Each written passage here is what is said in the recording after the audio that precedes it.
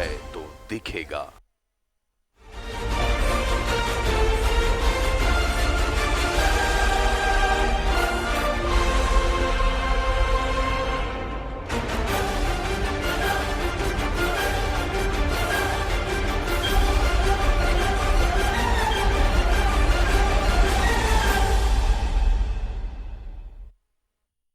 नमस्कार, मैं अभिषेक भारती, आप न्यूज़ 11 भारत देख रहे हैं। 20 लाख करोड़ की राहत, वो भी 2020 में।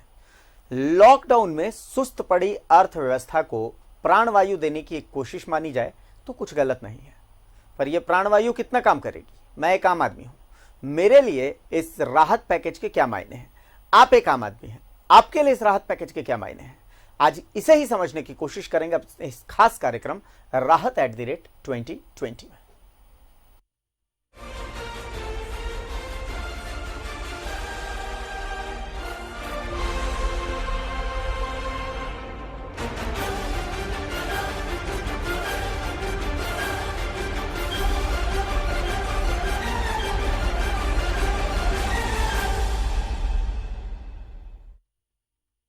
उद्योग धंधे एक अर्थव्यवस्था की रीढ़ होती है। अगर उद्योग धंधे मजबूत हैं तो वो अर्थव्यवस्था मजबूत है।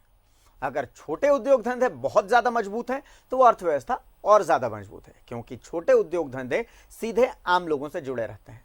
आज के राहत पैकेज में जब वित्त मंत्री बोल रही थी तो पहला ऐलान MSME सेक्टर यानी लघु उद्योगों और कुटीर उद्योगों को लेकर के था। क्या कुछ रहा लघु उद्योगों के लिए, क्या कुछ रहा कुटीर उद्योगों के लिए, क्या कुछ बड़ी घोषणाएं थी उद्योगों को लेकर के, सबसे पहले एक पैकेज के रूप में हम देख लेते हैं, उसके बाद इस पर चर्चा करते हैं। वित्त मंत्री निर्मला सीतारमण ने कहा है कि MSME के लिए 6 कदम उठाए गए हैं। पहले कदम के तहत सूक्ष्म लघु एवं मझोल उद्यमों को 3 लाख करोड़ रुपए का लोन बिना किसी गारंटी के मिलेगा। इसमें 45 लाख इकाइयों को लाभ मिलेगी। इसकी समय सीमा 4 साल होगी। 1 साल तक का मूलधन नहीं चुकाना होगा। वहीं दूसरे कदम के तहत तनावग्रस्त MSME के लिए 20,000 करोड़ रुपए का प्रावधान किया गया है। कुटीर उद्योग है, गृह उद्योग है, इन सबका एक बहुत महत्व है। 12 करोड़ से ज्यादा लोगों को ये रोजगार देते हैं। तो ऐसे कारोबार और व्यापार करने वाले, विशेष तौर पर MSME सेक्टर जो है, इसके लिए आज एक बहुत बड़ी घोषणा है कि collateral free automatic loan 3 lakh crore रुपए का मध्यम सूक्ष्म लघु कुटीर और गृह उद्योग को मिलेगा। इसमें किसी को अपनी ओर से कोई गारंटी, कोई कोलेटरल देने की आवश्यकता नहीं है और इसका समय सीमा भी 4 वर्ष की होगी और पहले 12 महीने यानी कि पहला 1 वर्ष उनको प्रिंसिपल रीपेमेंट नहीं करना पड़ेगा, इनके मूलधन का चुकाना नहीं पड़ेगा, मूलधन को नहीं चुकाना पड़ेगा। वित्त मंत्री ने कहा है कि अच्छा कर रहे MSME के लिए फंड ऑफ फंड्स का प्रावधान किया गया है। इसमें इन इकाइयों को आकार और क्षमता बढ़ाने का अवसर मिलेगा। सीतारमण ने कहा कि निवेश और कारोबार के आधार पर MSME की परिभाषा में बदलाव किया गया है। 1 करोड़ रुपए का निवेश माइक्रो इंडस्ट्री में आएगी। वहीं 10 करोड़ तक का निवेश और 50 करोड़ का टर्नओवर वाली इकाइयां लघु उद्योग में आएगी। 20 करोड़ निवेश और 100 करोड़ टर्नओवर वाली इकाइयां मध्यम उद्योग में आएगी। ये सेवा और विनिर्माण दोनों तरह की इकाइयों के लिए होगा। A change in the definition of MSME so that they need not worry about growing in size. They will still be able to get quite a lot of benefits which otherwise as an MSME they had got. So now how do we change it?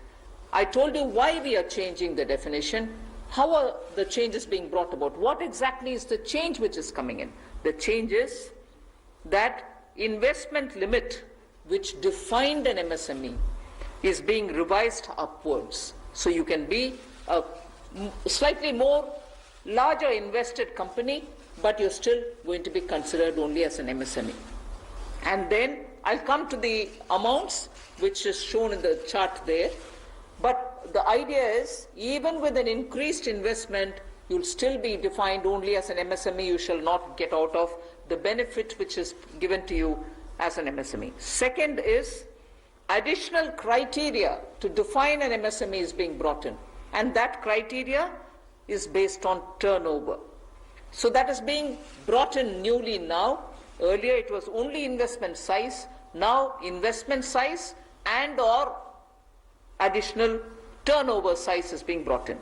And earlier the distinction which prevailed between manufacturing unit and therefore their definition was on slightly different account. Service units, their definition was on slightly different criteria. Now that differentiation between manufacturing and service MSME are being removed. Manufacturing MSME or service-based MSME shall all be defined similarly. इससे पहले मंगलवार शाम को राष्ट्र के नाम संबोधन में प्रधानमंत्री नरेंद्र मोदी ने 20 लाख करोड़ के आर्थिक पैकेज का ऐलान किया था।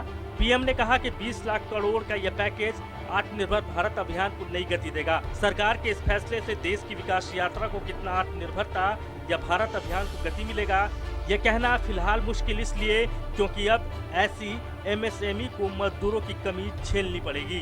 दिल्ली से न्यूज़ 11 भारत के लिए ऋषिकेश की रिपोर्ट। और भी सेक्टर्स के लिए क्या कुछ है इस आर्थिक पैकेज में वो भी हम आपको दिखाएंगे, लेकिन फिलहाल हम रुक करते हैं अपनी चर्चा का। हमारे साथ शशांक भारद्वाज साहब जुड़े हुए हैं, चैंबर्स में प्रशासनिक सुधार समिति के सदस्य हैं।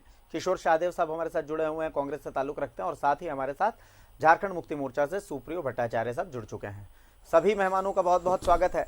सबसे पहले शशांक साहब आपके पास आता हूं मैं। एमएसएमई सेक्टर, जाहिर सी बात है सबसे ज्यादा राहत की जरूरत इस सेक्टर को ही थी और इस सेक्टर को राहत दी गई है ऐसा कहा जा रहा है, लेकिन आपके नजरिए से अगर देखें तो क्या लगता है इस राहत पैकेज में एमएसएमई के लिए जो परिभाषा तय की गई एमएसएमई के लिए जो राहत पैकेज दिया गया, तो इससे कितना कुछ प्राणवायु मिलने की उम्मीद है हमारी अर्थव्यवस्था को?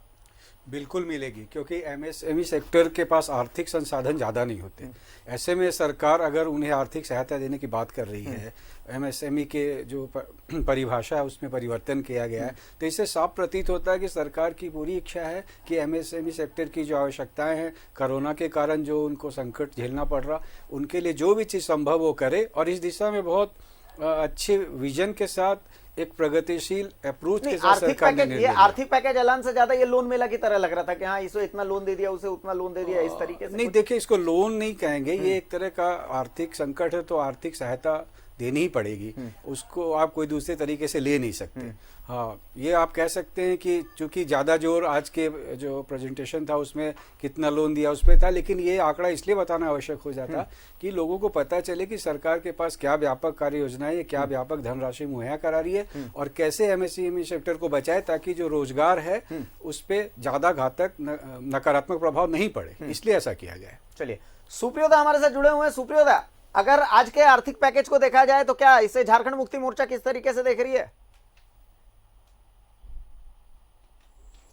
नहीं, ये तो कल जब 20 लाख करोड़ रुपए की जब बात आई तो हम लोग बड़ा उत्साहित हो गए थे कि अब हमको लगता है कि देश के लोग जिस प्रकार से पस्त हो चुके थे, ध्वस्त हो चुका था अर्थव्यवस्था, उसमें शायद आपको कुछ रिवाइवल का ये नजर आएगा।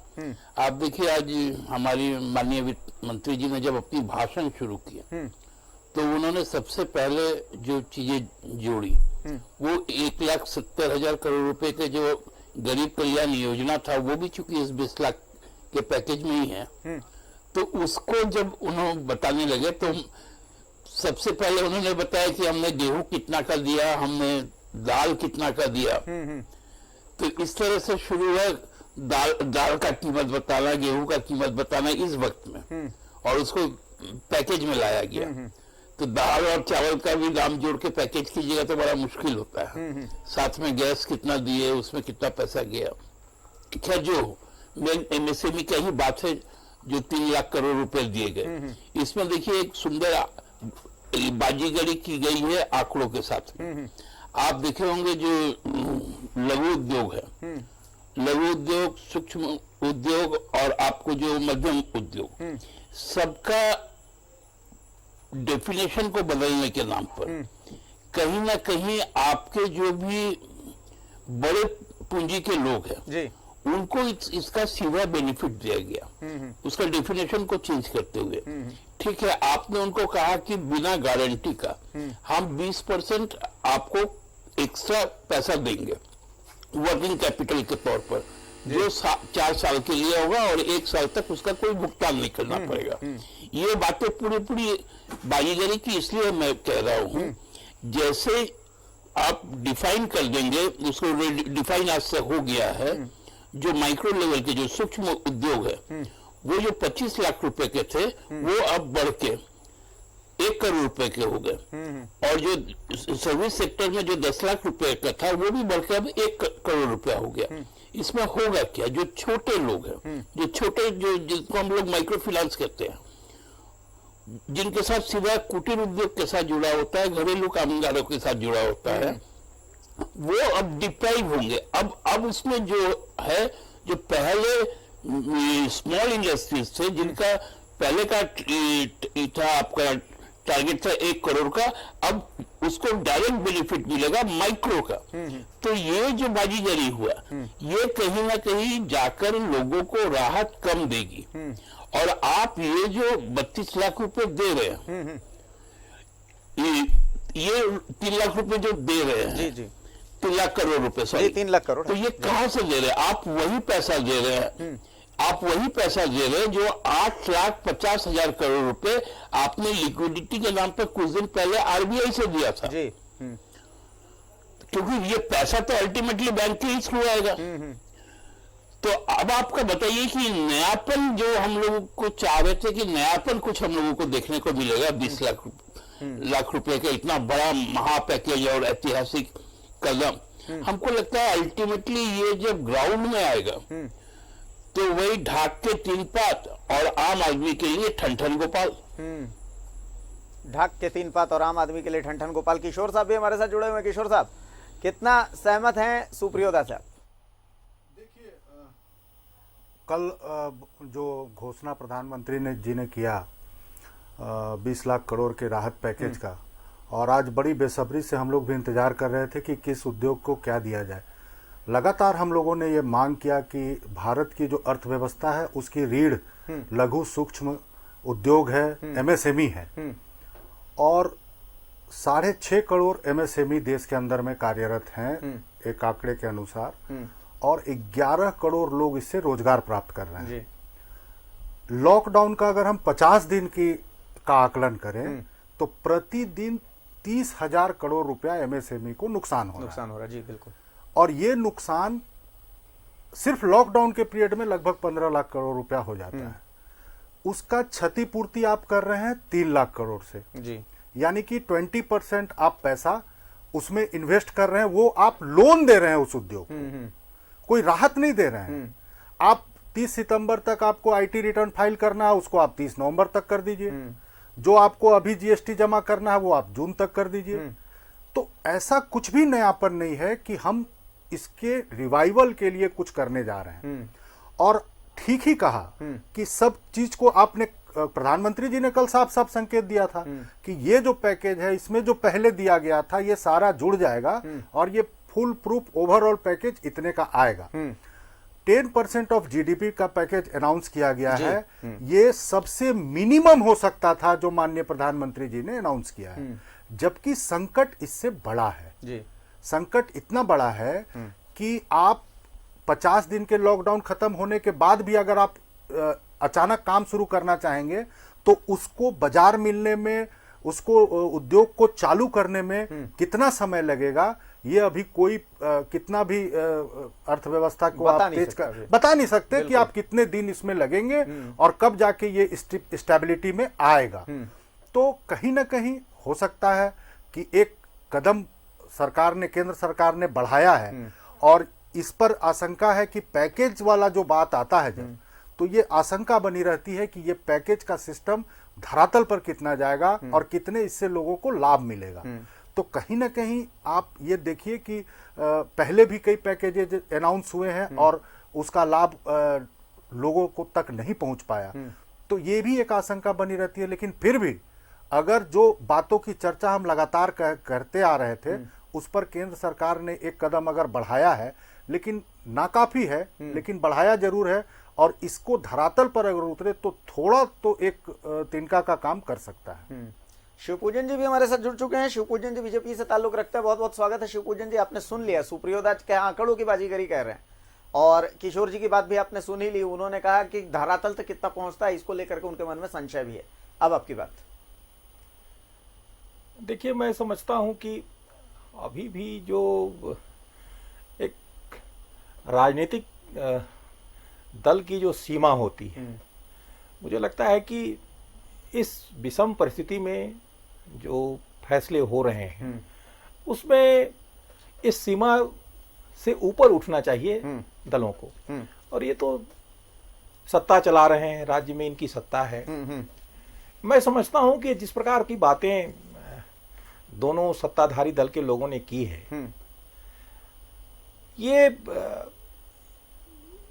राज्य को बहुत ही भलाई वाली स्थिति में या बहुत ही सकारात्मक परिणाम दे देगा जी, ये इनके सोच से नहीं झलकता। नहीं, लेकिन सवाल तो यहाँ पर यह है ना कि जो उम्मीद की जा रही थी, जैसे उम्मीद की जा रही थी कि भाई टैक्स में कुछ बेनिफिट मिलेगा, पर टैक्स की डेट को आगे कर दिया गया। ठीक है, उम्मीद की जा रही थी। देखिए, जहां तक टैक्स की, मैं समझता हूं ये इतनी गंभीर चीजों को हल्का करने की कोशिश की जा रही है। कल जो आर्थिक गतिविधियों से जुड़े हुए जो संगठन हैं, चाहे वो फिक्की हो चाहे और जो संगठन हो, आप सबने अखबार में पढ़ा होगा या चर्चा में सुना होगा कि उन लोगों ने जो एक असेसमेंट करके और जो सरकार के पास एक उम्मीद रखी थी, उसमें उनका 10 लाख से 15 लाख करोड़ तक का उनका एक असेसमेंट था। और कल माननीय प्रधानमंत्री जी ने 20 लाख करोड़ के पैकेज की घोषणा की। अब आप इसी समझ सकते हैं कि जो दिन प्रतिदिन आर्थिक गतिविधियों से जुड़े हुए हैं, जो उद्योग धंधों का संचालन करते हैं, जो इन सारी चीजों से जुड़े हुए हैं, हम तो राजनीतिज्ञ लोग हैं, हम लोग थोड़ा हो सकता है कि इसमें कमी बेसी हो सकती है, लेकिन जो पल पल इसी से जुड़े रहते हैं, इन गतिविधियों से ही अपना वो कार्य संचालन करते हैं, सारा चीज उनका इसी में अपना दिमाग लगता है।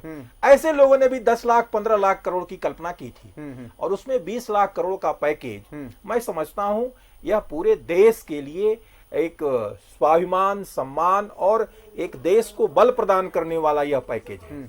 और इसमें फिर ऐसी निराशा की बात करना और इसमें फिर टीका टिप्पणी, ठीक है, आप उसमें कमी बेसी निकाल सकते हैं। मैं तो समझता हूं कि आज चर्चा ये होनी चाहिए कि ये जो पैकेज दिए गए हैं, जो लघु उद्योग, सूक्ष्म उद्योग, कुटीर उद्योग, जिसकी असीम संभावनाएं हैं झारखंड में, और इस पर पिछले सरकार में भी काम हुआ था, इंफ्रास्ट्रक्चर भी डेवलप किए गए थे। मैं समझता हूं पिछले सरकार में तो कई लघु उद्योग और कुटीर उद्योग बंद भी हो गए थे, ये भी आपको पता है ना। नहीं, जो बंद हुए हैं उसकी भी चर्चा आप समय समय पर करते रहे। लगभग 2000 ऐसे कुटीर उद्योग थे जो बंद हुए थे, उसकी भी चर्चा है।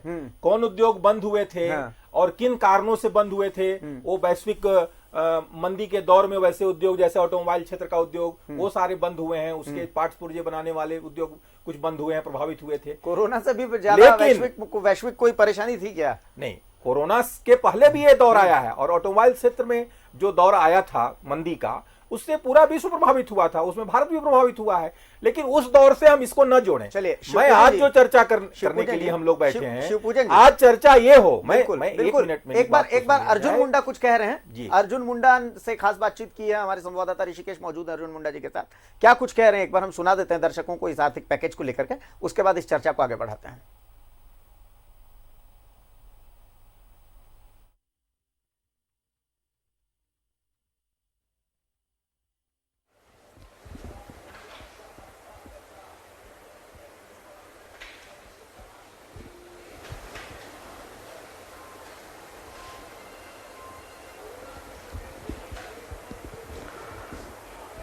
जी बिल्कुल, हमारे साथ केंद्रीय मंत्री अर्जुन मुंडा हैं जो बताएंगे कि आर्थिक पैकेज और उसके मायने क्या है, क्योंकि राज्य का एक बड़ा अनुभव है इनको चलाने का।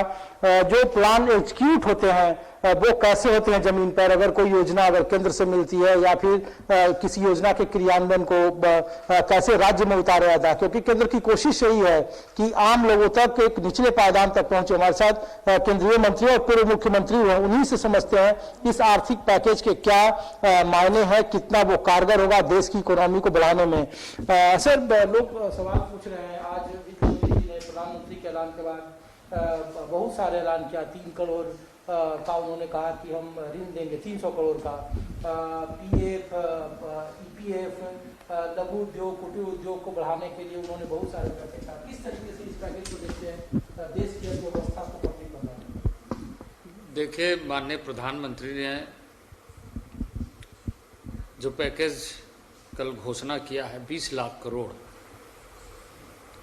एक अभूतपूर्व घोषणा जिसके माध्यम से पूरे देश की अर्थव्यवस्था में आम आदमी को जोड़ते हुए उद्योग और उद्यमिता के साथ साथ कामगार कैसे सुरक्षित हो, और इसलिए फेज वाइज अब जैसे आज फाइनेंस मिनिस्टर श्रीमती निर्मला सीतारमण जी ने एमएसएमई और कामगारों के बारे में कहा कि किस तरीके से कामगारों को पीएफ में, ईपीएफ में या अन्य सोशल सिक्योरिटी के कार्यक्रमों में कैसे सुविधा दी जाएगी, लिक्विडिटी क्राइसिस को कैसे मैनेज किया जाएगा, और देशज हुनर और देशज उत्पाद को हम कैसे ज़्यादा प्राथमिकता दे सकते हैं, और कुटीर उद्योग से लेकर लघु उद्योग से लेकर मध्यम उद्योग के अलावे अन्य उद्योगों को भी कैसे आने वाले दिनों में सही ढंग से पुनः अपने व्यापार और वाणिज्य को बढ़ाने का मौका मिले, इस पर एक बहुत ही अच्छे ढंग से केंद्र सरकार ने पैकेज की घोषणा की है, और इसका लाभ निश्चित रूप से एमएसएमई जिसे हम कहते हैं उन्हें मिलेगा, कामगारों को मिलेगा, और सभी सेक्टर के लिए ये योजनाबद्ध तरीके से कार्यक्रम बनाई गई है कि देश के सभी हिस्सों में, चाहे वो किसान हो, चाहे मजदूर हो, चाहे व्यापारी वर्ग हो, चाहे वो नौकरी पेशा प्राइवेट सेक्टर में काम करने वाले लोग हों, जहाँ कहीं भी हैं, उसमें जो माइग्रेंट्स लेबर है उसके बारे में चिंता की गई है, और साथ ही साथ जो विदेशों से भी ऐसे स्किल्ड मैन पावर इस समय बड़ी संख्या में वापस आ रहे, उनके बारे में भी चिंता की जा रही है। तो इस तरीके से ये जो पैकेज है, ये एक अवसर भारत की जनता को अपने पैरों पर, जैसे प्रधानमंत्री जी ने कहा और आज निर्मला सीतारमण जी भी इस बात को दोहराया कि 200 करोड़ से नीचे के जितने भी ऐसी आवश्यकता की चीज़ें होगी उसमें देशज को प्राथमिकता, उसमें कोई ग्लोबल टेंडर नहीं होगा। लेकिन सर, लोग जानना चाह रहे हैं, हम लोग ये समझना चाह रहे हैं कि जब 20 लाख करोड़ का पैकेज ऐलान हुआ है, आज तकरीबन 5 लाख करोड़ का पैकेज ऐलान हुआ है, तो झारखंड में जो मझोले व्यवसाय हैं, मधुमक्खी पालन है, ट्राइबल का बीड़ी का उद्योग वहाँ है, या फिर जो छोटे इंडस्ट्री हैं, उसको कैसे फायदा होगा, उसको कैसे, क्योंकि माइग्रेंट लेबर तो वहाँ चले गए हैं, लेबर उसको कैसे फायदा होगा सर? ये इकोनॉमी कैसे उसकी, जब सरकार करे कि नहीं हमको आर्थिक पैकेज दीजिए, इम्प्लीमेंटेशन। देखिए, राज्य सरकारों का एक अपना दायित्व है, और भारत सरकार का कुल मिलाकर के भारतीय अर्थव्यवस्था को कैसे आगे बढ़ाया जाए और लोगों को अवसर मिले, इसका दायित्व भी है, और भारत प्रगति करे इसके लिए भारत सरकार लगातार प्रयास करते रही है। और मैं ये कहूँगा कि अर्जुन मुंडा केंद्रीय मंत्री हमारे साथ जुड़े हुए थे, हमारे संवाददाता ऋषिकेश उनसे बात कर रहे हैं, और जिस तरीके से अर्जुन मुंडा कह रहे हैं कि राज्य सरकार का भी कुछ दायित्व होता है। राज्य सरकार के प्रतिनिधि के तौर पर हमारे साथ अभी सुप्रियोदा जुड़े हुए हैं, किशोर शाहदेव भी जुड़े हुए हैं। एक बार फिर से हम उनका रुख करेंगे, सुप्रियोदा के पास चलते हैं। सुप्रियोदा, अर्जुन मुंडा से जब यह पूछा जाता है केंद्रीय मंत्री से कि भाई झारखंड एक कृषि प्रधान राज्य है, मधुमक्खी पालन और कृषि, इस तरीके के जो छोटे छोटे चीज हैं यहाँ पर उन्हीं पर ज्यादा निर्भरता है, अब उनके लिए अगर यहाँ पर क्या था इस 20 लाख करोड़ में, अर्जुन मुंडा से पूछा गया तो वो राज्य सरकार का दायित्व याद दिला रहे हैं, क्या कहें?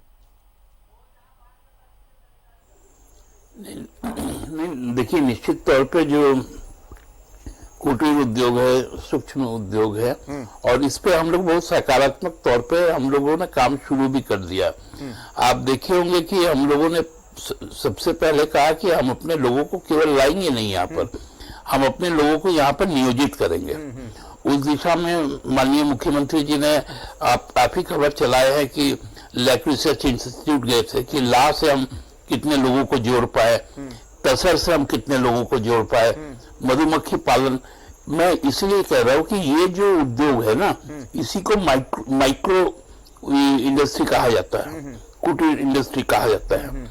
तो इसमें होता क्या है कि अब इसमें जो बड़े प्लेयर्स आ जाएंगे, तो फिर अल्टीमेटली आप जिस एम के साथ जा रहे हैं कि आपको पायदान के अंतिम पायदान में खड़े हुए व्यक्ति के साथ आपको उनको, क्योंकि कल का माननीय प्रधानमंत्री जी ने जिन बातों को कहा कि हमको आत्मनिर्भर बनना पड़ेगा, तो आत्मनिर्भर बनना पड़ेगा, तो सीढ़ी के अंतिम पायदान में खड़े आदमी को आत्मनिर्भर बनना पड़ेगा, तभी जाकर आपका जो ये बृहत उद्देश्य है वो पूरा होगा। वो कहीं भटकाव ना आ जाए। देखिए, एप्रीहेंशन हम लोगों का इसलिए है, कोई राजनीतिक तौर पे हम लोग इस बात को नहीं कह रहे हैं, हम लोग का एप्रीहेंशन हम लोग कह रहे हैं। हमारे भाजपा के जो मित्र थे वो कह रहे थे, ये सच्चाई है जो हम लोग आपके राजनीतिक विचारधारा के, देखिए इस लड़ाई में कोई भारतीय जनता पार्टी भी नहीं लड़ रही है, ना कोई झामुमो ना कांग्रेस लड़ रही है, पूरा भारतवर्ष लड़ रहा है, पूरा विश्व लड़ रहा है। लेकिन जो चीजें समझने की जो बातें होती है, आप देखिए बहुत तरह की चीजें यहाँ पर चेंज हो रही है। 20 लाख का पैकेज के साथ साथ इंडस्ट्री के लिए जो लेबर सिक्योरिटी लॉस थे, लेबर के जो उनको प्रोटेक्शन देने के जो लॉस थे, उन पे आमूलचूल परिवर्तन किया जा रहा है। तो इस तरह से, क्योंकि प्रधानमंत्री जब हमको याद आ रहा था, जब वो बता रहे थे राजनीतिक बात, तो मैं उनको केवल याद दिलाता हूँ कि इस तरह का जो पैकेजेस ना हम लोगों को कभी कभी डराने लगता है। बिहार चुनाव के समय में भी एक चुनावी रैली में माननीय प्रधानमंत्री जी ने कहा था, कितना का पैकेज लोगे, 10 लोगे, 15 लोगे, 20 लोगे, 50 लोगे, 70 ले लो। तो उस तरह से जो अभी पाठक जी बोल रहे थे कि सब बोल रहे 10-15 लाख करोड़ में हो जाएगा, तो हमने 20 लाख दे दिया। 20 लाख दे दिया, वो 20 लाख करोड़ सही में हम ही लोगों का पैसा है, ये कोई किसी का दूसरे का पैसा नहीं है, ये पैसा भारत का पैसा है, भारत के लोगों के लिए लगेगा। लेकिन उसका डिस्ट्रीब्यूशन माइक्रो लेवल पे कैसे हो, उसका एप्रीहेंशन है हम लोगों के पास में। हम लोग चाहते हैं कि हर आदमी नियोजित हो, हम चाहते हैं कि जो उद्योग धंधे बंद हो गए थे, अब देखिए आप 20% का जो आप एक्स्ट्रा उसको जो लोन, हम कहते हैं लोन ही देंगे, लेकिन उसमें कुछ टर्म्स है कि आपको 1 साल तक इंस्टॉलमेंट मूलधन नहीं देना पड़ेगा, लेकिन इंटरेस्ट तो उस पर काउंट होगा। तो इसके कारण क्या होगा, आज से आप उद्योग जैसे शुरू करेंगे, आपके कुछ नीतियां ऐसे गलत हो गई, हमारे जो भी रणनीतिकार थे उनके कारण लेबर जो वापस आ गए, अब कितने प्रतिशत लेबर उसमें जाएंगे। मैं सुन रहा था नितिन गडकरी जी को, उन्होंने एक बात बहुत स्पष्ट कहा, बहुत अच्छी बातें कही कि जो भी प्रवासी मजदूर आए थे वो कोई शौक से नहीं आए थे, वो कमाने के लिए आए थे, लेकिन उनके साथ जिस प्रकार से व्यवहार किया गया बाहर के राज्यों में, अब वो फिर कितना % लौट कर जाएंगे, क्योंकि एकदम एक रिवाइवल पैकेज के साथ साथ हम समझे कि कल से इंडस्ट्री खुल जाएगा और लोगों को नियोजन भी मिल जाएगा। अब इसमें देखिए आज एक चीज बहुत अच्छा आज एक पॉलिसी में आया है, जो 200 करोड़ रुपए का टेंडर, जिसका ग्लोबल टेंडर हुआ करता था, ये एक रिमार्केबल आज के जो उनकी घोषणा थी, उसमें हमको जो एक बड़ा अच्छा नोबल और तारीफ करने वाली जो फैसले है वो है कि 200 करोड़ रुपए तक का जो भी टेंडर होगा, वो टेंडर अब ग्लोबल नहीं होगा, वो इंडिजिनियस होगा। उससे क्या होगा, मार्केट में हमारी अपनी ताकत भी बढ़ेगी, फॉरेन प्लेयर्स नहीं आ पाएंगे, लेकिन साथ साथ ये जो भी हम लोगों को आज के दिन में रोजगार बढ़ाना पड़ेगा, जिस तरह से लेबर लॉस को ढीला करके हम FDI की बात करते हैं, तो हमको देखना पड़ेगा कि सारी चीजों को देखते हुए हम कहां से कहां तक पहुंचेंगे। तो उसका आकलन, सच्चाई आकलन अभी होने में समय लगेगा। ये पैकेजेस आते रहेंगे, आपका जीएसटी डिफर होगा। अब क्या है कि हम लोगों के स्टेट का जो जीएसटी का हिस्सा है, वो जीएसटी का हिस्सा मिलने में लेट होगा, क्योंकि वो तो जीएसटी भरेंगे नहीं। तो हम अपना राजस्व कहां से बढ़ाएंगे? हमारे यहाँ पर जो पीएसयूज है, चाहे वो कोल का हो, चाहे वो सेल का हो, चाहे वो डीवीसी हो, हिंदुस्तान कॉपर हो, हिंदुस्तान जिंक हो, यूरेनियम कॉर्पोरेशन ऑफ इंडिया हो, तो हम लोगों का जो अपना जो बे है, तो ये बे हम लोगों को पहले आ जाए। क्योंकि आज एक बात कही है माननीय वित्त मंत्री जी ने, वो चैरिटेबल ट्रस्ट और एनजीओ के लिए कही है कि हम उनके पैसे को अब रोकेंगे नहीं, उनको हम जल्द से जल्द कल से रिलीज करना शुरू कर देंगे। तो मेरा भी आग्रह होगा, क्योंकि मुंडा जी ने कहा कि राज्य सरकार की जिम्मेवारी है, राज्य सरकार अपनी जिम्मेवारी को समझती है, इसलिए हमारे जो अपने पैसे हैं जो हमको पाने हैं लोगों से, और वो सब भारत सरकार के उपक्रम से पाने हैं, वो हमको पहले दे दे। हम अपने राज्य के लिए, अपने लोगों के नियोजन के लिए हम बहुत अच्छी तरह से प्लान कर लेंगे, और फिर कोई नई राहत हमको केंद्र सरकार से मांगने की हमको लगता है बहुत ज्यादा जरूरत नहीं पड़ेगी। चलिए, सुप्रियोदा हमारे साथ थे। सुप्रियोदा ये बोल रहे हैं कि जो झारखंड का जीएसटी का हिस्सा है, यानी झारखंड का जो हक है, सिर्फ वो हक हमें मिल जाए तो उसके बाद हमें केंद्र सरकार से बहुत ज्यादा उसके बाद मांगने की जरूरत नहीं पड़ेगी, हमारा हक ये सफिशिएंट है। इस चर्चा को और आगे बढ़ाएंगे, शशांक साहब के पास जाएंगे, शशांक साहब से समझेंगे कि एक छोटा व्यवसायी, एक कपड़े की दुकान वाला है या एक फल वाला है, जिसके लिए अभी त्वरित राहत की जरूरत है, क्या इस पैकेज में वो त्वरित राहत है? क्या उसके अकाउंट में इस बार परिवार चलाने के लिए पैसे आ रहे हैं कि वो त्वरित राहत उसे मिल सके? इस सवाल का जवाब लेंगे, लेकिन फिलहाल एक छोटा सा ब्रेक लेते हैं। ब्रेक के बाद जब वापस आते हैं तो इस चर्चा को और आगे बढ़ाएंगे।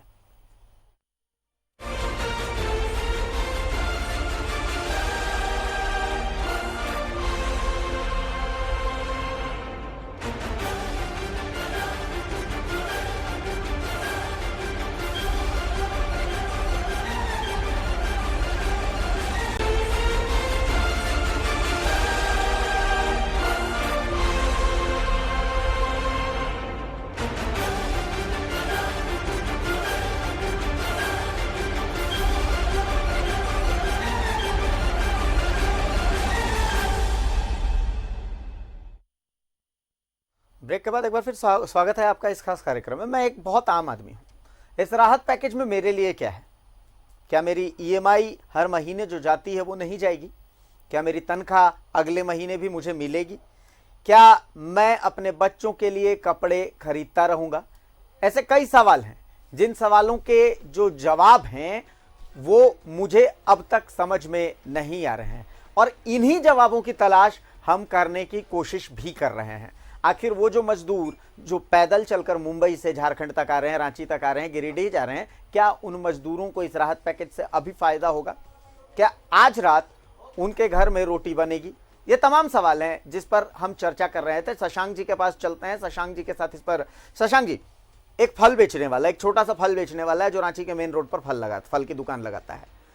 अब मेरा सवाल यह है कि क्या आज के राहत पैकेज में, जाहिर सी बात है एमएसएमई, माइक्रो, इन सब के लिए तो कुछ है, लेकिन त्वरित राहत, क्या तुरंत राहत कुछ ऐसा नजर आता है आज के इस राहत पैकेज में? 20 लाख करोड़ अमाउंट बहुत ज्यादा है, तो क्या कुछ त्वरित राहत के तौर पे हम देख रहे हैं इसमें?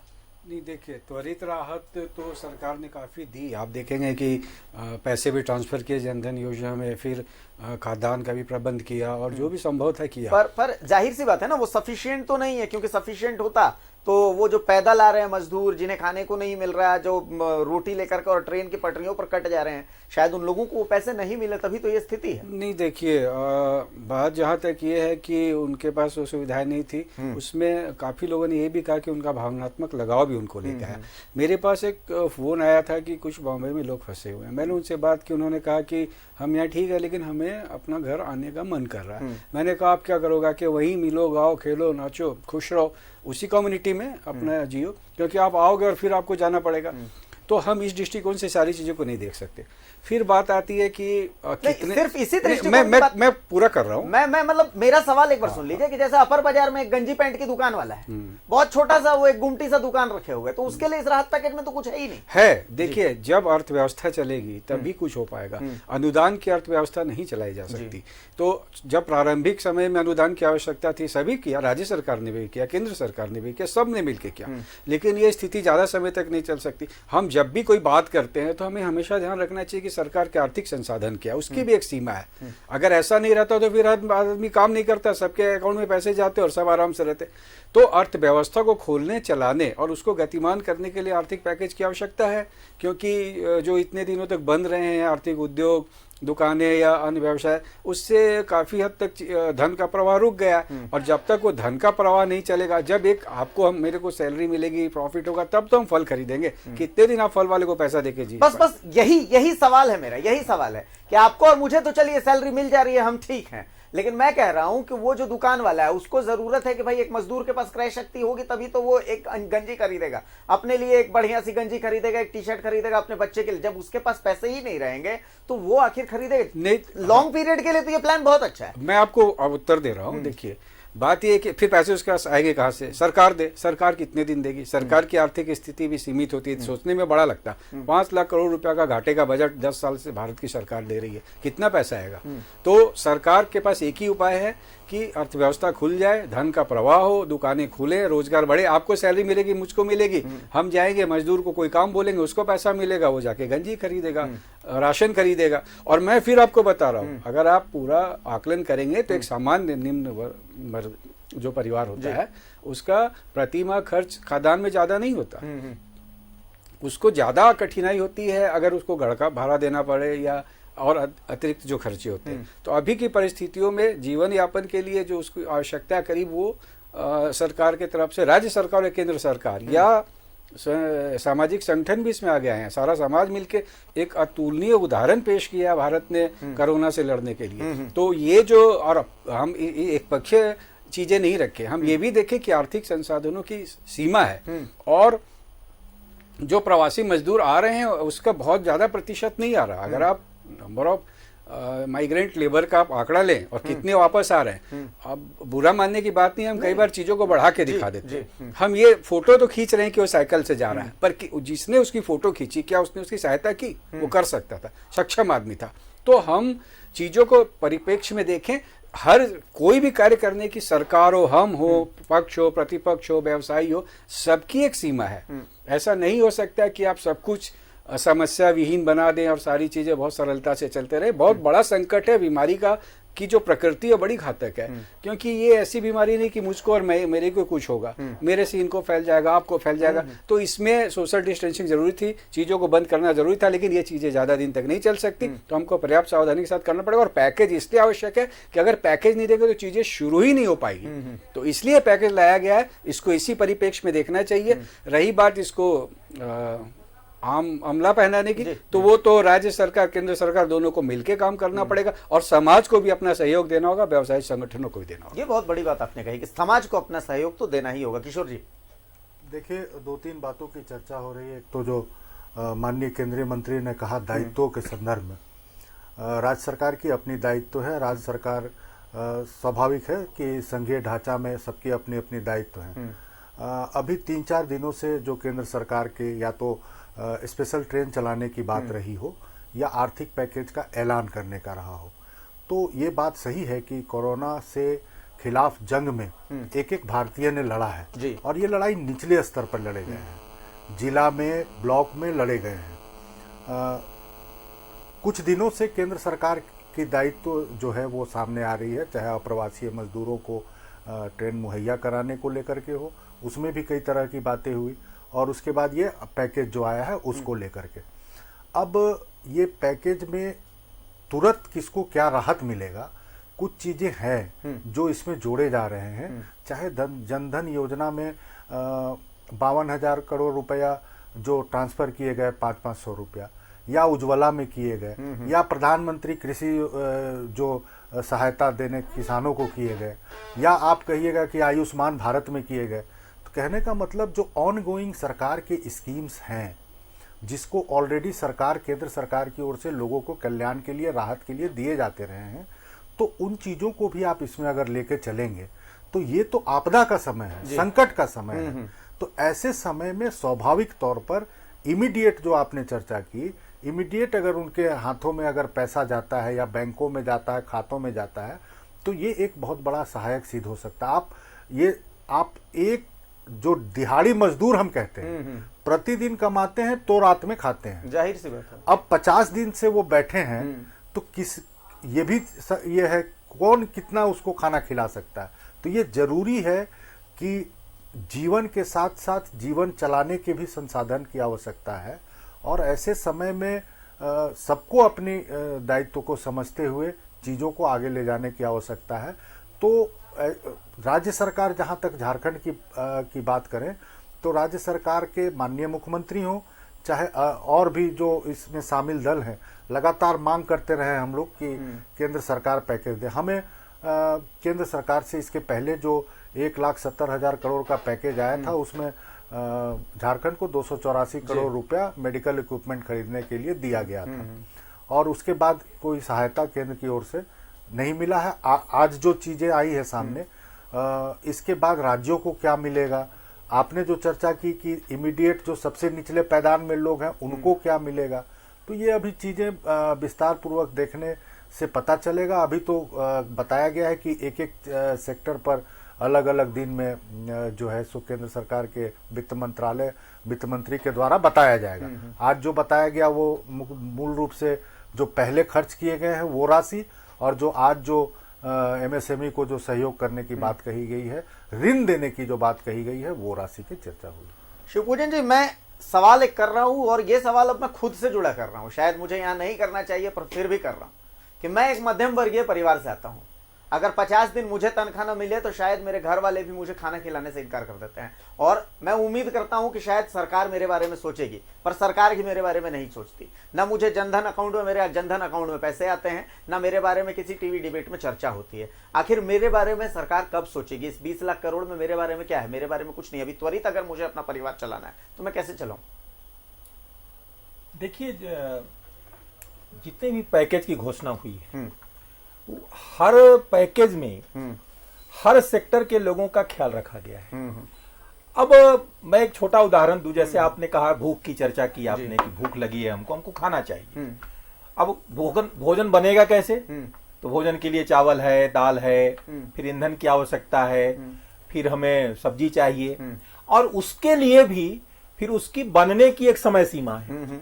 अब वो समय सीमा के बाद ही हम पका हुआ चावल खा सकते हैं और सब्जी खा सकते हैं, दाल खा सकते हैं। आप इस छोटे उदाहरण से इसको व्यापक रूप में समझ सकते हैं कि हमें जिस चीज की भी आवश्यकता है, जो आवश्यकता आप प्रकट कर रहे हैं, उसमें जो केंद्र सरकार की भूमिका होनी चाहिए। आपको याद होगा माननीय प्रधानमंत्री जी ने जैसे ही लॉकडाउन की घोषणा हुई थी, उसके साथ ही 1,70,000 करोड़ के जो गरीब कल्याण पैकेज की घोषणा की। अब एक प्रधानमंत्री को पूरे देश की चिंता है, और उन्होंने पाई पाई का हिसाब करके, एक असेसमेंट करके, और भारत की जो क्षमता थी उस हिसाब से एक बड़े पैकेज की घोषणा की, और उसका नाम था गरीब कल्याण पैकेज। और उस गरीब कल्याण में जनधन खाता के माध्यम से हम गरीबों को पैसा भेज सके, हम किसानों के खाता में पैसा भेज सके, हम विधवा बहनों के खाता में पैसा भेज सके, और मध्यम वर्ग, महिलाओं के खाते, और मध्यम वर्ग भी उसमें है। कहाँ है मध्यम? मैं वही तो पूछ रहा हूँ, वो मध्यम वर्ग आखिर है कहाँ? उसका ना जनधन अकाउंट में, उसके ना मैं मध्यम वर्ग, मध्यम वर्ग की स्थिति, मध्यम वर्ग जिस चीज पर आश्रित है, एक अब मध्यम वर्ग की यदि आप चर्चा करेंगे, मध्यम वर्ग सुन लिया जाए, आप मध्यम वर्ग की चर्चा कर रहे हैं, हम उसकी चर्चा कर रहे हैं जो अभी कमाता है और अभी खाता है। मध्यम वर्ग के पास हमको 15 दिन का हमारे पास राशन उपलब्ध है। पहले किसे मिलना चाहिए? पहले मिलना चाहिए उसको जिसको अभी भोजन नहीं है, अभी वो दिन भर नहीं कमाया तो रात को नहीं खा सकता है। लेकिन एक ऐसा परिवार भी है जिसके पास 15 दिन का अनाज उपलब्ध है, तो किसे मिलना चाहिए पहले? तो प्रधानमंत्री जी ने या सरकार ने ये सोचा कि पहले हम उसको पहुंचाएंगे जो अभी दिन भर कमाता था। हुजूर, मैं तो 50 दिन इंतजार करता रह गया ना। नहीं, वह इंतजार अब समाप्त हुआ है। और जो लोग जहां व्यवसाय, आप मान लीजिए यहाँ एंकरिंग से जुड़े हुए हैं, तो आपको एक व्यवसाय से जुड़ा हुआ है, आपका जीवन स्तर, एक मजदूर जो रोड पे रहता है, ठेला पर काम करता है, जो सड़क पर सोता है, जो प्लेटफॉर्म पर सोता था, उससे बेहतर स्थिति है। इसलिए प्रारंभिक चरण में वैसे लोगों का ख्याल किया गया जिनका जीवन स्तर हम तुरंत जिनको भोजन पहुंचाना है। मैं बहुत छोटी सी बात, मेरी बात सुन लिया जाए, एक बार मेरी बात सुन लीजिए। चर्चा यहाँ उसकी होनी चाहिए। मेरी क्वेरी सुन लीजिए भारती जी, मैं अपनी सबका सुनने के बाद मैं बोल रहा हूँ। नहीं, आप बोल रहे हैं, लेकिन आप सुन लिया जाए। जो मेरा सवाल है आप उसका जवाब छोड़कर और बाकी आप सब कुछ कह रहे हैं। मैं जो बोल रहा हूँ उस पर आप सुन लीजिए। चलिए आप बोल लीजिए, लेकिन मेरे सवाल का जवाब आपको देना पड़ेगा। मैं दे रहा हूँ। हाँ। मध्यम वर्ग की जीविका जिस ढंग से चलती है, उस व्यवसाय को खड़ा करने के लिए ही ये पैकेज की घोषणा की गई है। जो जिस चीज कोई, मैं कह रहा हूं कि राहत पैकेज में मेरे लिए है क्या, मैं वही ऐसा नहीं पूछ रहा हूं। क्या इस महीने मेरी ईएमआई नहीं कटेगी? क्या इस महीने मेरी ईएमआई नहीं कटेगी? नहीं, ईपीएफ भरे जाते थे, उसका 25%। क्या मेरे अकाउंट में इस महीने पैसे आएंगे अगर मैं एक महीना ऑफिस नहीं आ पाया? सुन लिया जाए ना भारती जी, आप 25% पूरा का पूरा, चाहे वो जो एम्प्लॉयर है और जो एम्प्लॉई है, दोनों के ईपीएफ अकाउंट में पैसे, ईपीएफ के पैसे सरकार भरने की जिम्मेवारी ली। इसके अलावा आप देखें बाकी चीजों के तरफ भी देखेंगे। मैं पूछ रहा हूं कि डीबीटी के तहत त्वरित अगर मेरे पास पैसे नहीं आते मैं कल क्या खाऊंगा? मेरा ये सवाल है। डीबीटी के तहत जो रजिस्टर्ड हैं लोग, जो सीमा निर्धारित है, हाँ। वैसे लोगों के पास पैसे पहुंचे। और मैं यह भी नहीं कहने की बात है कि उसी पैसे से ही उनका कल्याण हो रहा है। मैं अगर हम 500 रुपया, 1000 रुपया पहुंचा दिए, सर मैं वही तो कह रहा हूं, एक बड़ी सहायता है, वही तो कह रहा हूं कि एक बड़ी राहत है। मैं रजिस्टर्ड और नहीं यही हूं, मेरे लिए क्या है? मेरे ऑफिस के बाहर चाय वाला रजिस्टर्ड नहीं है, उसके लिए क्या है? यहीं पे बात आ जाती है कि राज्य सरकार की भी अपनी जिम्मेवारी होती है। जैसे केंद्र सरकार ने पाई का हिसाब ये तो वही बात हो गया ना, मीठा मीठा मेरा खट्टा खट्टा तेरा। नहीं, ये सामूहिक जिम्मेवारी है। और आज जैसे मान लीजिए हम 20 लाख करोड़ की चर्चा हो रही है पैकेज की, तो तुरंत इस, जैसे प्रधानमंत्री जी ने कहा था कि हमने कमेटी बनाई है, अर्थव्यवस्था पर चिंता हो रही है, और हमने जो कमेटी बनाई है वो समय पर बताएगी पूरे देश को कि यह हम अर्थव्यवस्था को नियंत्रित करने के लिए या संचालित करने के लिए मैंने यह कार्य किया है। वैसे ही हर राज्य सरकार को यह काम करना था। अभी तो एक छोटा पार्ट सामने आया है कि हम लघु उद्योग के विषय में आज पैकेज की घोषणा पर चर्चा कर रहे हैं। कल दूसरे क्षेत्र की भी घोषणा होगी। सबसे पहले अभी आपने कहा ना कि सबसे पहले जो जरूरी है उसके लिए पहुंचना चाहिए। आप सुनिए ना, आप सुनिए। अब हमको लेबर यदि हमारे यहाँ आया, हम उसको कहाँ इंगेज करेंगे? हम लघु उद्योग क्षेत्र में उसको पहले वो देखिए,